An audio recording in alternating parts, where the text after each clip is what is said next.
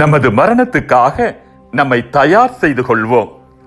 அன்பார்ந்தவர்களே, அரசன் ஒருவன் ஒரு நாள் தன் அமைச்சர்களுள் ஒருவரை அழைத்து ஒரு காலி பிணப்பெட்டியை அவரிடம் கொடுத்து, உன்னை விட ஒரு பெரிய முட்டாளை சந்திக்கிற போது அவனிடத்தில் இதை கொடு என்று கூறினான். நாட்கள் நகர்ந்தன. அந்த அரசன் நோய்வாய்ப்பட்டான்.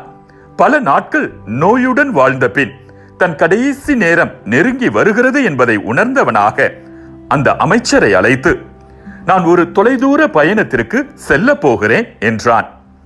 எப்போது திரும்பி வருவீர்கள் அரசே என்று கேட்டார் அந்த அமைச்சர். நான் மீண்டும் திரும்பி வரமாட்டேன். அப்படியா?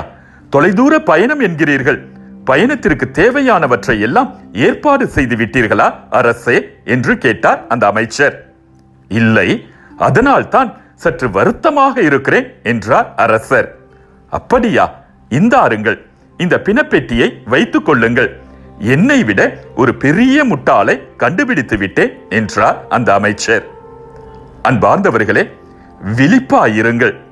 ஏனெனில் உங்கள் ஆண்டவர் எந்த நாளில் வருவார் என உங்களுக்கு தெரியாது. இரவில் எந்த காவல் வேளையில் திருடன் வருவான் என்று வீட்டு உரிமையாளருக்கு தெரிந்திருந்தால் அவர் விழித்திருந்து தம் வீட்டில் கன்னமிட விட மாட்டார் என்பதை அறிவீர்கள். எனவே நீங்களும் ஆயத்தமாயிருங்கள். ஏனெனில் நீங்கள் நினையாத நேரத்தில் மானிட மகன் வருவார். மத்தேயு நற்செய்தி 24ஆம் அதிகாரம் 42 முதல் 44 வரை உள்ள இறை வசனங்கள். மரணத்திற்கு எப்பொழுதும் நம்மை தயாரித்திருக்க வேண்டும்.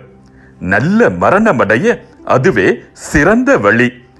இறக்கத்தான் பிறந்தோம், அதை அர்த்தத்துடன் மகிழ்ச்சியுடன் எதிர்கொள்வோம். அப்போது நமக்கு நிலை வாழ்வு, பேரின்ப வாழ்வாக, இறைவனில் வாழும் வாழ்வாக அமையும். மீண்டும் மற்றொரு சிந்தனையோடு உங்களை சந்திக்கும் வரை விடை பெறுகிறேன்.